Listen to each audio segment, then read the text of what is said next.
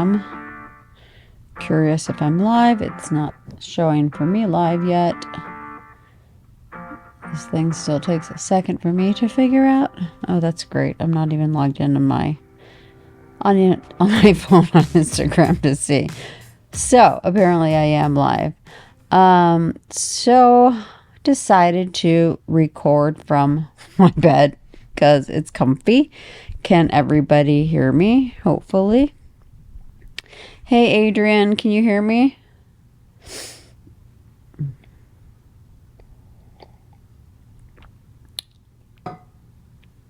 Leanne, can you hear me? Hi Yomo. I need somebody to give me an audio check, otherwise I never know if I have audio. Perfect. So I had posted a reel today about just having to be really careful when you're buying wigs, and that I believe vendors should really treat the whole process with more respect than I think that some vendors actually do. They treat it like they're running a sweets factory, and it's just like it's devoid of compassion and care.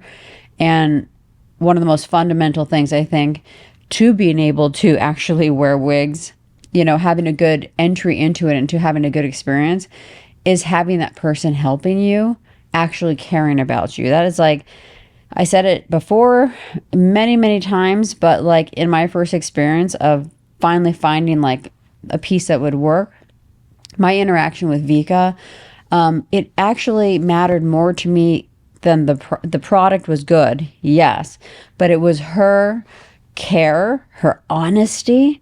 Imagine going into a wig store where she's getting a commission to sell a wig, and I came in a wig, but nervous and all of this, and I didn't like what I was wearing. I just started wearing wigs, and imagine the person that's selling wigs saying, the one that you have on, it's pretty good. Like, I took it off my head. She's like, this isn't bad. Like, maybe it's something you can make work with color, so you don't have to buy a piece. But I really actually didn't like the piece at all. So she was willing to show me pieces. But that honesty right off the bat was a game changer. That was everything. And she took a lot of time and care and was so compassionate. Like, that process, that consultation or whatever it was, really set the stage for me to have what I consider a successful wig wearing life. If I had had a very crappy, cold, dismissive, treating me like a number experience, I think I would have struggled for a lot longer, and I would have probably not even tried for a lot longer. So that is why there is so much responsibility on the vendor. If you're a vendor and you are choosing to sell wigs, that's your business. Hopefully it's for the right reasons of wanting to help women. Obviously, it's a business, making money. All of that is great, but this is not an electronic device. This is a prosthetic. This is something that women are depending on, relying on, saving every last penny on, so that they can possibly get their life back. And it needs to be treated with the respect that it deserves. And I do not think that is the case. And that reel that I recorded today came off the heels of getting a DM of one of many DMs that I actually get, where a woman had a terrible experience with what I consider an Instagram brand, and was just like left high in the wind. The wig didn't work. Sorry, nothing we can do for you. And I get you, if they had a no return policy, that's the situation. And maybe, the lace didn't, once the lace is cut, you can't return it. But sometimes not even honesty about the lace is told. Like, is it really a glueless lace front wig? I do know a woman that was told, and that her wig would be glueless, and she went in with this premise and excited to get her wig and cut the lace and did all of this, only to find out that at the end of that process, they told her that she's going to need to use a little bit of glue to keep it down. Like, what? You said this was a glueless wig. This is misrepresentation. This is disheartening. And she was, rightfully, upset, probably devastated about this, spending thousands of dollars to find out that is the case. There's a lack of transparency. There's a lack of honesty. That exists in hair transplantation, but that exists in wigland. Now, in hair transplantation, your head can get massively fucked up and you could be destroyed and scarred. And women with androgenetic alopecia are not candidates for hair transplantation. In a wig, you lose money, but you also lose hope, and I feel like women get taken advantage of because some vendors, not all vendors, but some vendors know that they have women by the balls because this is something that we need so desperately. And so it is on us to do our research because they're not going to do it for us. You can't, it's not like there's a place you can go to that lists things and then you have like the reviews, and you can't go to the reviews that's on a vendor site because obviously they're only going to show good reviews. And I happen to know one particular brand that filters out the negative comments on their Instagram page when people complain. So you're never going to get an honest representation from the brand. 5-star reviews all around. Yeah, because they control the medium. It's a really hard and difficult process, and it's not that you can't get a good wig online. It's not that you can't have a successful experience online.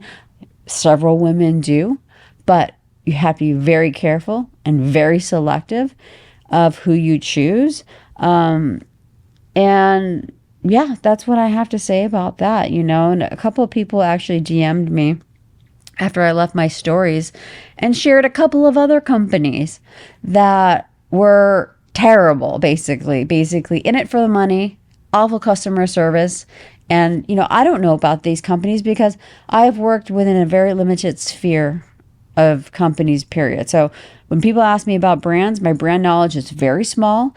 I don't accept wigs. When people offer me wigs, free wigs to give reviews or to wear for that process, I've declined it every time because for me, and there is a place for wig reviewers and I'm not downing that system, but for me, I cannot say or speak about something, unless it's truly working for me. I would hate to be a part of somebody else's, frustration and depression. At least I know when I'm speaking what I'm saying, I'm speaking my truth. I'm not saying anything other than what is my truth, and I have peace in that. When it came to PRP, even when people told me they thought it was crap, it wasn't crap to me. I knew I was speaking my truth for 14 years, and many women told me it even changed their life.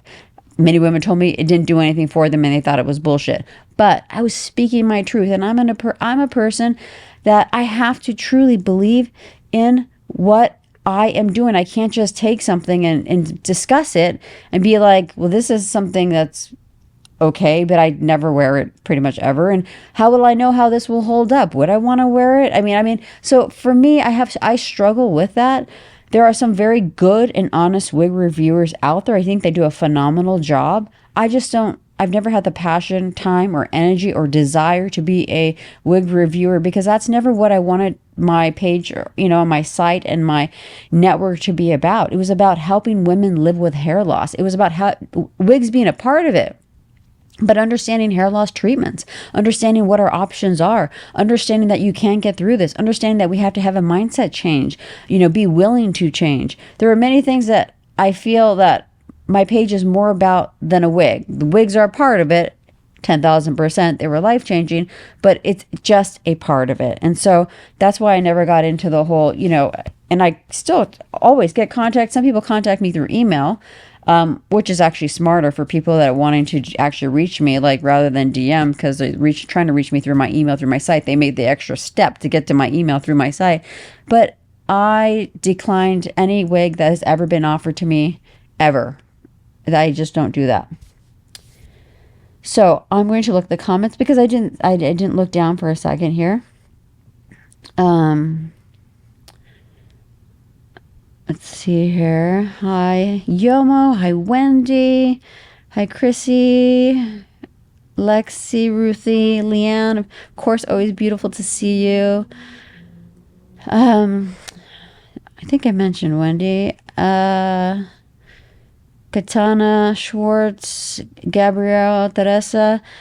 Katana, thank you all for joining. So, someone said, fellow alopecia girl here, wigs will always be my life. And I'm with you on that. And with that, wigs, people also have to understand that wigs are not perfect. They just are not. There are no perfect wigs. I do not own a perfect wig. I own a lot of wigs, and I do not own a perfect one. And I have a lot of expensive wigs, and I do not own a perfect one. Some do things better than others. It's like you can't get it all in one. And so, and I hate being flexible. Like, that's not my jam. But there has to be some flexibility in what, we can do and accept the limitations of what they can do to make them work. They may not work in every scenario of your life. You may be like me. Maybe you don't want to work out in a wig. I never worked out in a wig. I've worn wigs since 2012. I've never worked out in a wig. If you didn't want, you could always wear a hat or whatever. I've never swam in a wig. You cannot, I believe some people can make it work, but if it cannot work, you cannot force it. Otherwise, you're going to be resentful of the wig. You're going to be resentful of the whole process. And then it puts a whole negative spin on it. Anne Reedy 2001 says, what about PRP or I'm sorry, I can't read here. My eyesight. Memantine. So I don't know what memantine is. I do know about PRP because I did it for 14 years. I do think that it helped to slow. I started in 2009. I do believe it helps to slow the progression of my hair loss. That is why I continue to do it every 4 to 5 months, flying from Los Angeles to Florida. First it was Clearwater, then it was Sarasota because he moved his offices. And the thing about PRP that's important to note is that not everybody is doing it the same. Once it became a cash cow, as the years rolled on and people realized they could just add this to their Medi-Spa list and just be like raking in the thousands of dollars, they didn't care to learn about the ins and outs of what would be required or measuring platelet counts. And there was more to it than just, taking out the blood out of your arm and throw it in your head. Otherwise, we can just do this at home. There's a little bit more involved in that. And I'm not a doctor to break it down, but there are many doctors that can break it down. But what I do know is that is exactly what some doctors are doing. Just take it out of here, throwing it in your head and taking your money. And so when some women say it didn't work for me, it's possible that they went to a doctor that it might not even have been a doctor, I don't know, that was not doing PRP to a standard that it even had the possibility to actually affect change whatsoever. With that said, even in the most capable hands, no treatment works for everybody. I don't care if it's minoxidil, finasteride, PRP. Some people are responders, some people are not responders. I know somebody that is legitimately the poster child for PRP. She was wearing wigs. She started PRP a little bit after I started doing it. She's a very close friend of mine. She doesn't wear wigs anymore. She got rid of her wigs. Doing this got her out of her wigs. Now, does she have the hair that she had when she was 20? No, but she has hair that's good enough to help her feel good and not wear wigs. So, to anybody that says PRP is bullshit, we just have to agree to disagree on that one. We have different experiences. Night Owl says, I love how honest and straightforward you are. Thank you so much. Gotta be real. Hair loss is hard enough as it is, and there's just so much fucking bullshit out there, and people trying to take our money left and right, and people wanting to believe that rosemary oil is going to make their hair grow back. I don't want to dash anybody's hopes, but that is not going to restore your hair, in my opinion. But that doesn't stop the endless ads. That doesn't stop the endless ads of other products that talk about that. Olumiant. Yes, the JAK inhibitor Olumiant, which is for alopecia areata, which I was offered the possibility of using Olumiant for the, also believe it's an immunosuppressant on that one, but for the second hair loss I got in 2022, which was an inflammatory alopecia, I was told I could take Dupixent because Dupixent is actually for allergies, and seen as though I have asthma and allergies, I would be a candidate. And in an inflammatory alopecia, the goal is to get the inflammation down. And Olumiant being a possibility, it's a JAK inhibitor that has been, shown to be, it's actually, I think it's FDA approved. Got FDA approved in 2020. It's 2022 or 2023. I'm not sure. approved for the treatment of alopecia areata. Finally, a treatment that was approved for that. And they have studies and results to show that. But it's a medication that people have to really, that have alopecia areata have to really think about, because, you know, it comes with some heavy side effects.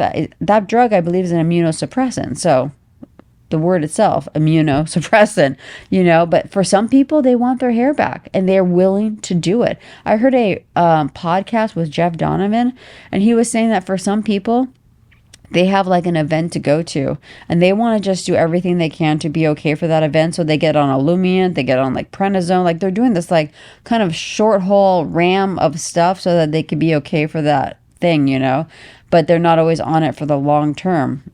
People use those medications in different ways, and we can. That's our right. We can choose to use medications in the manner of which we want and in the manner of which best serves us. Hey, Global Hair Loss, thank you for joining.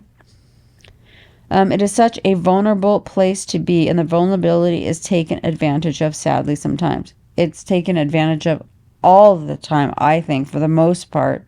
You know, I see it being taken more advantage of than not being taken advantage of, whether it's by hair loss. I mean, the amount of hair loss products I see right now, they're just eye rolling, you know, and oftentimes it's what you see if you ever pay attention to the pictures that are being used.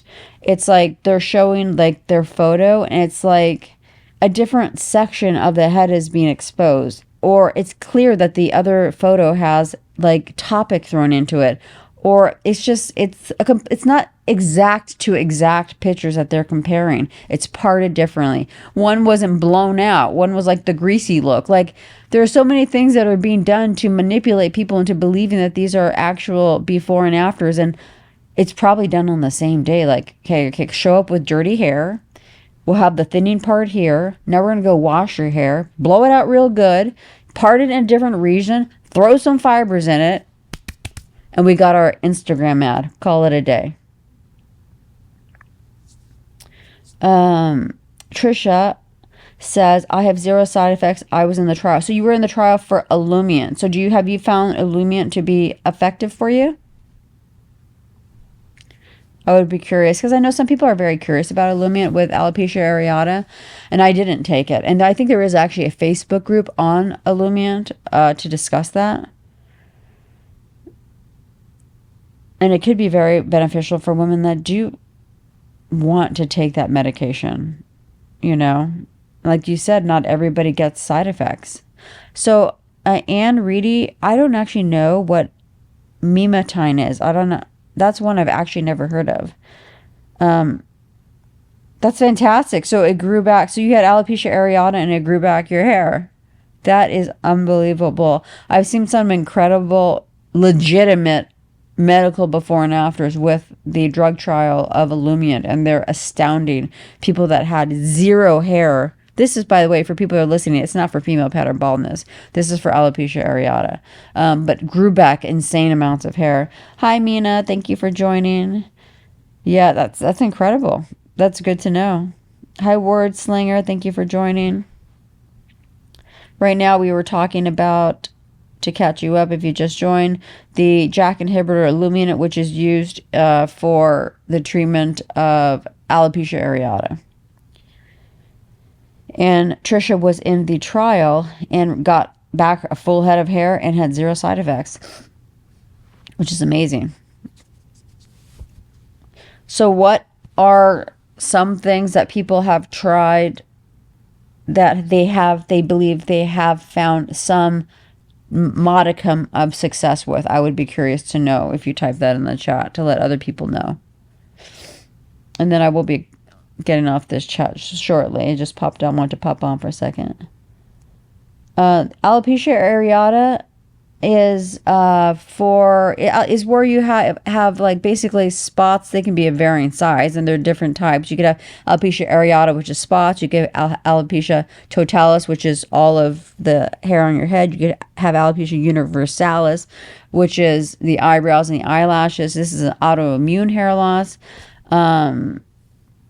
So a non-scarring inflammatory alopecia. It's a different type of hair loss than androgenetic alopecia. So Olumiant would not be for female pattern baldness.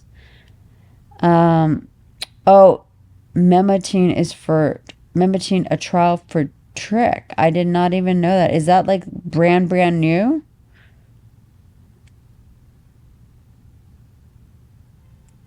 Because I have not heard of that. But I'm definitely interested in hearing about that. My niece, was experiencing a bit of that, and so I became more interested in learning more about trick.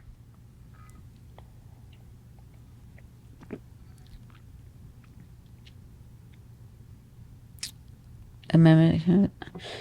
Yeah, so it probably is new because I have not heard of that. Did you have alopecia areata, Trisha? I'm so curious. So Night Owl's asking Trisha. Yeah, Trisha said, Trisha had to have had alopecia areata because she was in the trial for Olumiant. So the only people that would have been in that trial would have had the appropriate hair loss to be in the trial, which would be a version of alopecia areata or totalis. Hi, Letty. Thank you for joining.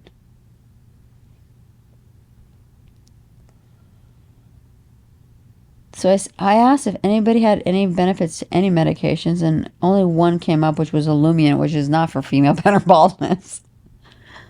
But I am glad that you shared that for sure.